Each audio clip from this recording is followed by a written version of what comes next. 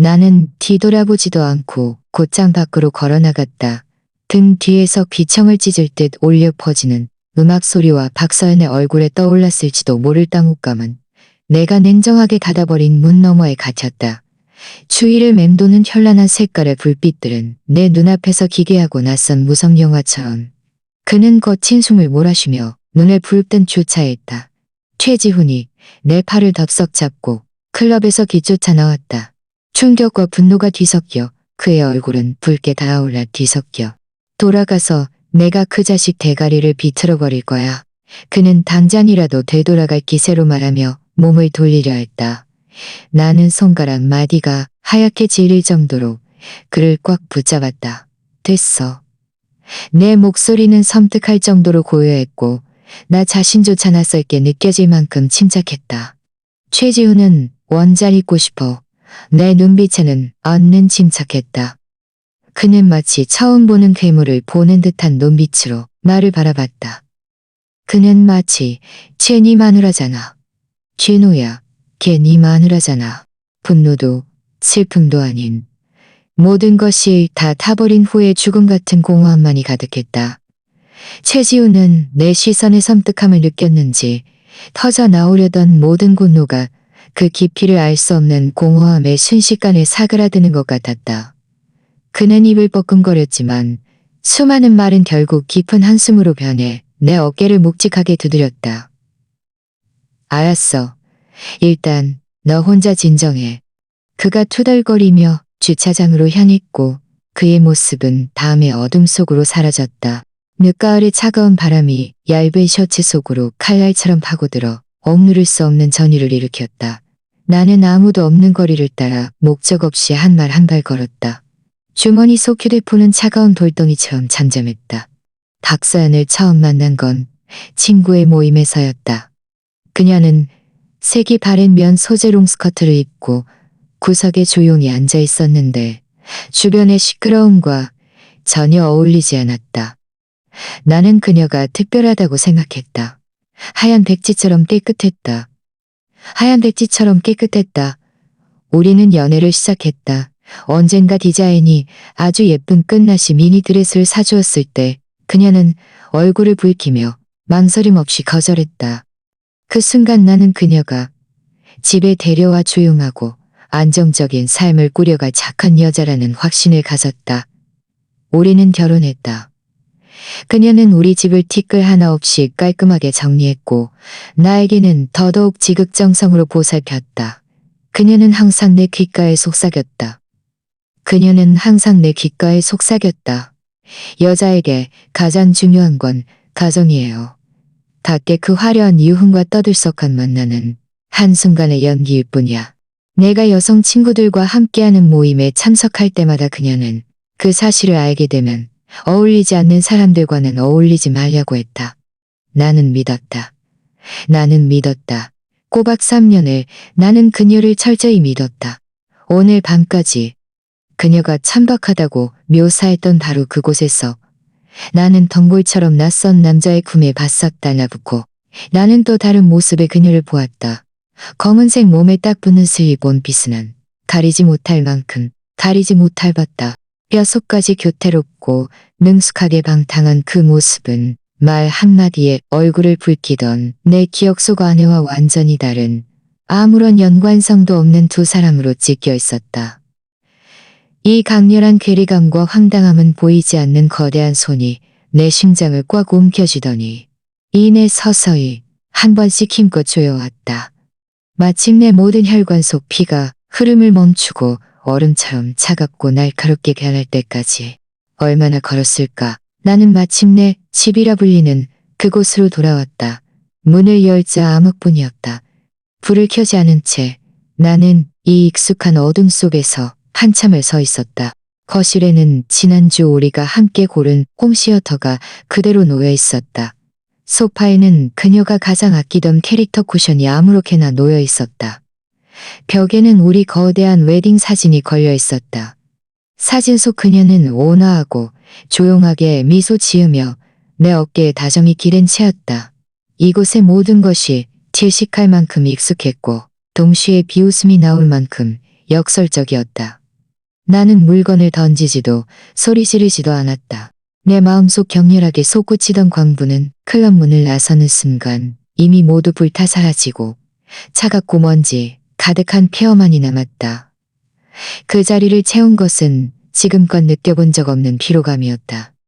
마치 무거운 껍질을 짊어지고 사막을 3년간 기어다니다가 마침내 그 짐을 내려놓을 수 있게 된 듯한 해방감에 가까운 피로였다. 지난 3년간 나는 태역감긴 기계처럼 죽어라 일하고 돈을 벌며 그녀의 모든 취향에 맞춰주고 끝없이 쏟아지는 그녀 가족의 요구를 충족시키며 나 자신을 돈 버는 기계이자 침묵하는 감정 쓰레기통으로 살았다. 나는 이것이 결혼이고 남자가 짊어져야 할 책임이라고 믿었다. 이제와 돌이켜보니 그저 나 혼자서 연출하고 연기한 독백극에 불과했다. 나는 서재로 들어가 익숙한 스탠드를 켰다. 어스름한 불빛 아래 나는 컴퓨터를 켰다. 망설임 없이 나는 냉혹하리만치 이성적인 태도로 내 명의로 된 모든 자산을 정리하기 시작했다. 부동산, 예금, 주식, 펀드, 모든 은행 거래 내역, 그리고 투자 항목들까지 금융 분석가로서 이것은 내 뼈속 깊이 새겨진 본능이었다. 상황이 혼란스러울수록 나는 더욱 명확하고 정확한 데이터가 필요했다. 은행 거래 내역을 정리하던 중 내 손가락은 문득 화면의 한 줄위에서 멈췄다. 당시 박서연의 현관이 정가락은 문득 화면의 한 면은 줬다. 반년 전부터 집안 계적으로 지출되고 있음을 발견했다. 나는 그때 조금의 의심도 없이 더 많이 사들이라고, 돈이 모자라면 말하라고, 아끼지 말라고 당부했다. 이제 와서 시간 간격이 거의 완벽하게 일치하는 이 지출 기록들을 보니 뼛속까지 스며드는 한기가 척추를 타고 천천히 뒷골로 기어 올라왔다. 나는 휴대폰을 집어들고 주소록을 잠시 뒤적이다가 한 번호를 눌렀다. 전화는 거의 즉시 연결되었다. 여보세요, 준호야. 이 시간에 무슨 일이야? 나는 차가운 의자 등받이에 몸을 기댄 채 창밖에 짙은 암흑이 깔린 밤하늘을 바라보며 평온한 목소리로 입을 열었다. 오진아, 나 아마 이혼하게 될 것 같아. 몇 가지 물어볼 게 있어서. 새벽 2시 정각. 현관에서 열쇠가 자물쇠를 돌리는 딸깍 소리가 들려왔다. 나는 움직이지 않고 여전히 거실 소파에 앉아 있었다. 내 앞재떨이에는 이미 꽁초가 가득했다. 거실 불빛은 창백하게 빛나고 있었고 내 그림자는 길게 바닥에 드리워져 있었다. 박서연이 문을 열고 들어왔다.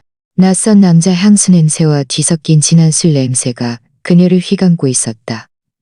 그녀는 나를 보는 순간 몸이 확 굳어버렸고 눈빛에는 숨길 수 없는 당황스러움이 스쳐 지나갔다. 하지만 단 1초 만에 그녀는 평상시로 돌아왔고 내가 너무나도 잘 아는 온순하고 순진한 미소가 얼굴 가득 번졌다. 그녀는 신발을 갈아 신으며 애교와 억울함이 섞인 듯한 평소 말투로 입을 열었다. 나는 미묘하게 몸을 돌려 아무렇지 않은 듯 그의 손을 피했다. 그녀의 손은 어색하게 허공에 멈췄고 얼굴의 미소 또한 몇 배는 더 굳어버렸다. 회사에서 갑자기 회식을 잡았어요. 새로운 팀장님이 부서 사람들 전부 데려가겠다고 해서 안 갈 수가 없었어요. 상사 치면 세워주지 안 갈 쉬어주지 않으면 어울리지 안 갈 수가 없었어요. 그녀는 나중에 일하기 힘들잖아요. 그녀는 수없이 연습했던 대본처럼 거침없이 설명을 시작했다. 나는 아무 말 없이 그녀를 조용히 바라봤다. 그녀가 표정 하나 변하지 않고 거짓말을 완벽하게 꾸며내는 모습. 능숙하게 현란한 접대부에서 내가 알던 현모양처의 모습으로 순식간에 변하는 것을 바라봤다. 내 침묵은 그녀에게 지금껏 느껴본 적 없는 불안감을 안겨주었다. 그녀의 목소리도 점점 작아졌다. 나는 손가락 사이에 마지막 담배를 비벼 껐다. 그리고 탁자 위에서 인쇄된 서리와지막 담배를 비벼 껐다. 새하얀 A사 용지 위 굵고 검은 글씨로 쓰인 이혼 합의서 5글자는 마치 수없이 담금질된 얼음 칼날처럼 그녀의 눈동자를 사정없이 찔러 박혔다. 그 글자들을 확인하는 순간 그녀의 얼굴은 핏기 하나 없이 새하얗게 질렸고 마지막 남은 혈색마저 깨끗하게 사라졌다. 믿을 수 없다는 기색이 역력했다. 바로 전까지 순진무구한 표정을 해서 연기하던 얼굴이 순식간에 무너져 내렸다. 그녀는 온몸의 기운이 빠져내렸다. 다음 순간 그녀의 눈물은 둑이 터진 듯 곡물처럼 쏟아져 내렸다. 이준호, 이게 무슨 뜻이야? 그녀는 무너져 내렸고 목소리는 날카롭고 귀를 찢을 듯 했으며 온수남은 한 조각도 남아있지 않았다. 내가 술집에 한 번 갔다는 이유만으로 빌어먹을 오해 하나 때문에 나랑 이혼하겠다고? 당신은 날 전혀 믿지 않는구나. 당신은 날 전혀 믿지 않는구나. 당신 마음속에 나는 도대체 어떤 사람이야. 소리 지르며 달려들어 합의서를 뺏으려 했지만 나는 그녀를 탁자에 꼼짝 못하게 꽉 눌러버렸다. 그 남자는 우리 부서의 새로운 상사예요. 술에 취해서 계속 저더러 얘기하자고 했고 제가 어떻게 할 수 있었겠어요? 저는 일 때문에 우리 가정을 위해서 밖에 나가서 어쩔 수 없이 맞춰준 것뿐인데 위로는 못해줄 망정 이런 식으로 저를 모욕해요. 그녀의 연기는 완벽했다. 한마디 한마디 표정 하나하나가 억울함에서 오는 고통과 절망으로 가득했다. 만약 내가 직접 보지 못했다면 그녀가 얼마나 능동적으로 심지어 즐거워하는 듯한 표정으로 그 남자 품에 안겨 그렇게 방탕하고 눈부시게 웃었는지 직접 보지 못했다면 아마 나는 정말 마음이 약해져 그녀가 꼬매는 모든 말을 믿었을 것이다. 안타깝게도 나는 내내 모든 말을 믿었을 것이다. 나는 모습을, 나는 보았다. 나는 내내 한마디도 하지 않고 그저 무감각할 만큼 냉정한 시선으로 그녀를 바라봤다. 내가 3년간 사랑했던 이 여자가 단절하고 절박한 울부짖음이 아무런 효과가 없다는 것을 깨닫자 그녀는 즉시 전략을 바꿔 감정이 호소하기 시작했다. 이준호, 우리 지난날의 모든 걸 잊은 거야? 당신이 나 쫓아다닐 때 매일 회사 밑에서 비가 오나느니 오나 퇴근하는 날 기다렸잖아. 기억 안 나? 기억 안 나? 우리 막 결혼했을 때 나 안아주면서 평생 잘해줄 거라고 했잖아. 그 말 잊었어? 3년. 우리가 결혼한 지 꼬박 3년이야. 결혼한 지 꼬박 3년이야. 그녀의 질문은 한마디 한마디가 더욱 날카로웠고 한마디 한마디가 더욱 감정적이었다. 마침내 나도 반응했다. 나는 천천히 고개를 들어 눈물로 범벅된 얼굴을 바라봤다. 입꼬리가 아주 미세하게 움직이며 아무런 온기도 엄미도 없는 호선을 그렸다. 내가 입을 열었다.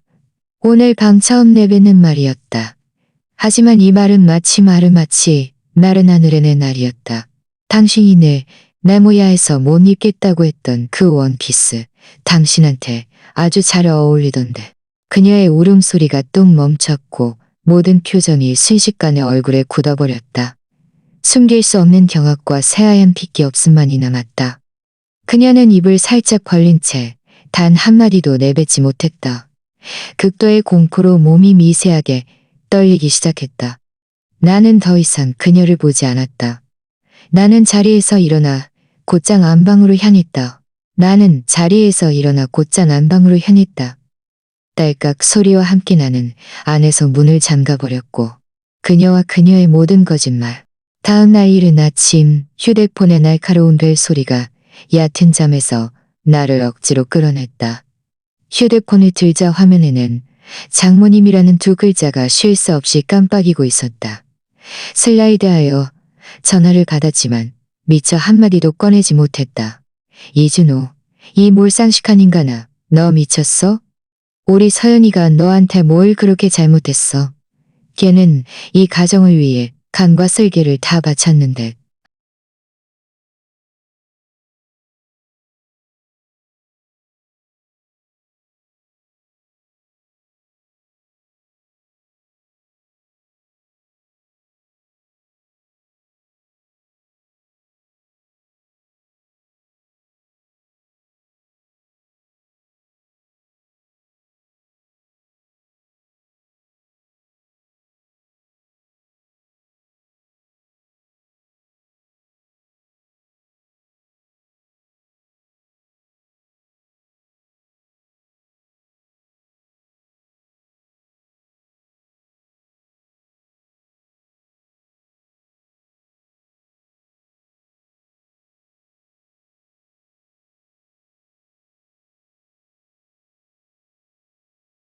박서연의 동생 박민수였다.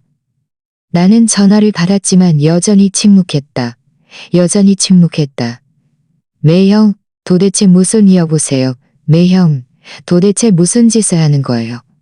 매형이 남자답게 굴지 마세요. 누나랑 싸우다 이혼까지 간다니요. 누나가 동료들이랑 한번 놀러 간 것뿐이잖아요. 뭐 그리 대단한 일이라고. 얼른 가서 누나 데려오고 고개 숙여 사과하면 이 일은 그냥 넘어가는 거예요. 그는 잠시 멈췄다가 어조를 바꾸며 알아차리기 힘든 암시와 협박을 섞었다. 아 맞다. 매형. 다음 달이면 우리 집 주택 대출금 또 갚아야 할 때인데 잊지 마세요. 나는 휴대폰을 쥔 채 내가 3년간이나 오냐오냐 하며 키운다 큰 어린아이여. 이 집 계약금은 내 결혼 전 재산으로 냈고 대출금도 지금까지 단 한 푼도 빠짐없이 내가 갖고 있었다. 언제부터 우리 집이 된 거지? 나는 그에게 단 한마디도 더 할 가치도 없다고 생각했다. 곧장 전화를 끊고 차단했다. 모든 동작이 군더더기 없이 깔끔했다. 얼마 지나지 않아 초인종이 울렸다.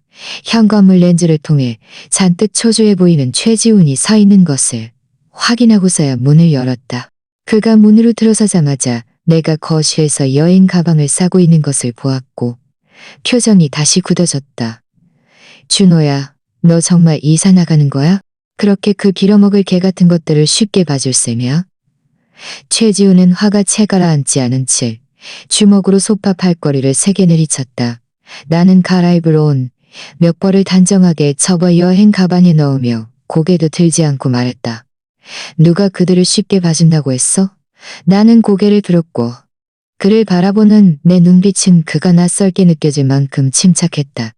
나는 고개를 들었고 그를 바라보는 내 눈빛은 그가 낯설게 느껴질 만큼 침착했다. 모든 수입과 지출이 한눈에 명확하게 들어왔다. 지훈아 이거 봐봐.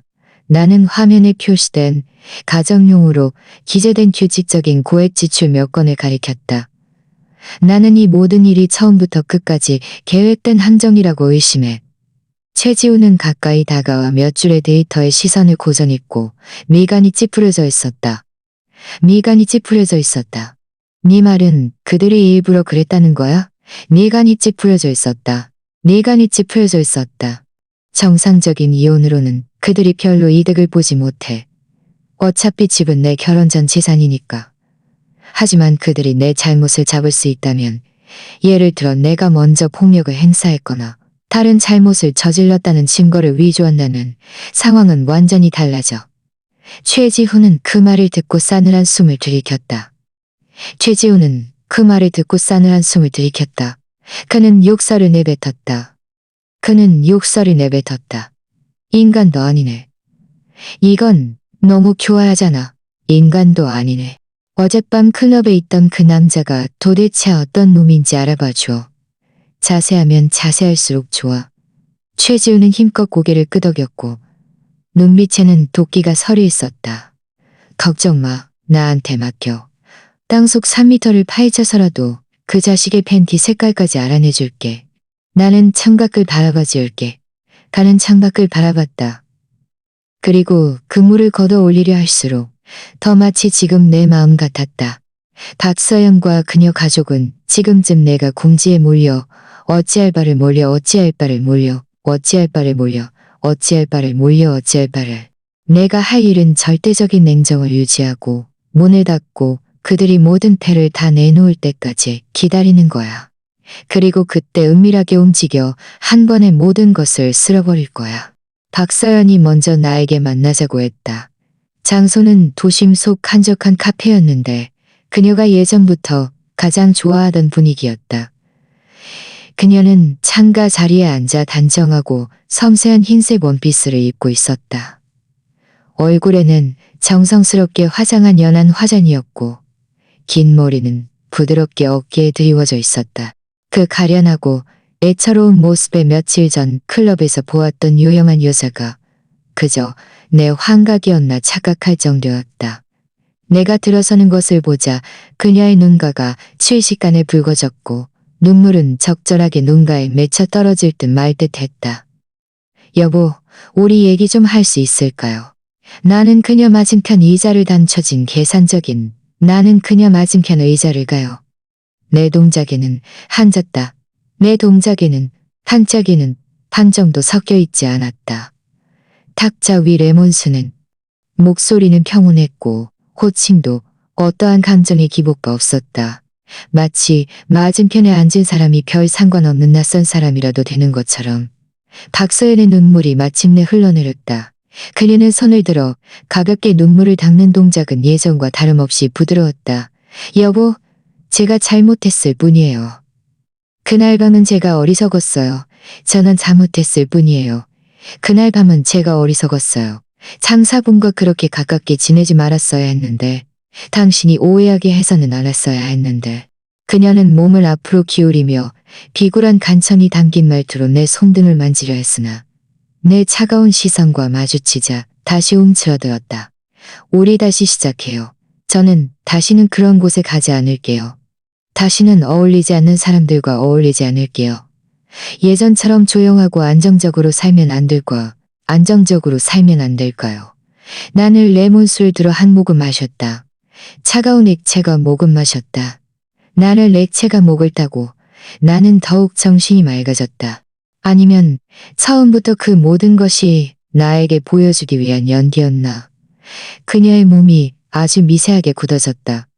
이내 더욱 억울한 표정으로 바뀌었다. 여보, 그때는 당신이 싫어할까봐 그랬어요. 당신이 온순하고 현명한 여자를 좋아한다는 걸 알았으니까 그저 당신이 좋아하는 모습으로 변하고 싶었을 뿐이에요. 그날 밤은 제가 잠시 정신이 없어서 동료들 부추김에 넘어가 그런 원피스를 입었던 거예요. 예전 같았으면 분명 가슴 아파하며 그녀를 품에 안고 조용히 위로했을 것이다. 하지만 지금은 그저 엄청난 비웃음만 느껴졌다. 나는 그녀의 거짓말을 들추지 않고 그저 담담하게 그녀를 바라보며 계속 연기하게 두었다. 박서연은 내 태도가 누그러졌다고 그렇게 착각하고는 기회를 놓치지 않고 쐐기를 박았다. 엄마랑 민수도 어제 저한테 뭐라고 했어요. 당신한테 잘 사과하라고요. 다들 당신이 좋은 사람이고 그동안 저한테 그리고 우리 가족한테 너무 잘해줬다는 걸 알아요. 우리 이혼, 소동 그만해요. 응? 그 집 우리 같이 꾸몄고 벽에 걸린 웨딩 사진도 같이 골랐잖아요. 그 모든 추억을 당신 정말 다 버릴 수 있어요? 그녀는 이른바 추억이라는 것들을 일부러 들먹이며 감성으로 나를 마비시키려 했다. 하지만 그녀는 몰랐다. 한때 나에게 진실했던 그 순간들이 이제는 내 마음에 박힌 가시가 되었다는 것을. 한 번 언급될 때마다 한 번씩 더 아팠고 동시에 나를 더욱 냉정하게 만들었다. 동시에 나를 더욱 냉정하게 만들었다. 내가 묻고 싶은 건 지난 반년 동안 당신이 매달 시어머니에게 건강식품을 사드린다는 거야? 박서연의 얼굴에서 핏기가 순식간에 절반 이상 사라졌고 눈물 자국이 남아있던 뺨은 종이처럼 새하얗게 종이처럼 새하얗게 변했다. 그녀의 눈빛은 불안하게 흔들리며 더 이상 나와 시선을 마주치려 하지 않아요. 손가락은 무의식적으로 치맛자락을 베베 꼬았고 말투도 우물쭈물해졌다. 나는 휴대폰을 꺼내 미리 준비해둔 은행 거래 내역 캡처 화면을 켜서 그녀 앞으로 밀어놨다. 그럼 설명해봐. 왜 이 돈들이 결국 낯선 남자의 계좌로 흘러들어갔는지. 게다가 시간 간격은 딱 한 달이고 금액도 한 푼의 오차도 없지. 그것은 내가 어젯밤을 새우 알아낸 결과였다. 그 지출 기록들을 따라 추적한 글의 하업이 순식간에 가빠졌다. 그 지출 기록들을 따라 계좌주는 다름 아닌 어젯밤 클럽에 있다. 그녀는 휴대폰 화면을 뚫어지라 응시했고 몸은 주체할 수 없이 떨리기 시작했다. 방금 전까지 거침없이 쏟아내던 변명들이 지금은 목구멍에 꽉 막혀 단 한마디도 할 수 없었다. 그녀의 당황스러움은 더 이상 연기가 아니었다. 마음속 깊은 곳에서부터 스며나오는 공포였다. 나는 몰라요. 아마 은행이 잘못했을 거예요. 아니면 엄마가 다른 사람에게 보낸 걸 수도 있고요. 그녀는 마지막 발버둥을 쳤지만 목소리는 미약했고 설득력은 전혀 없었다. 은행이 반년 동안 계속 잘못했을까? 당신 엄마가 매달 정확히 낯선 남자에게 돈을 보낼까? 나는 비웃으며 휴대폰을 집어들었다.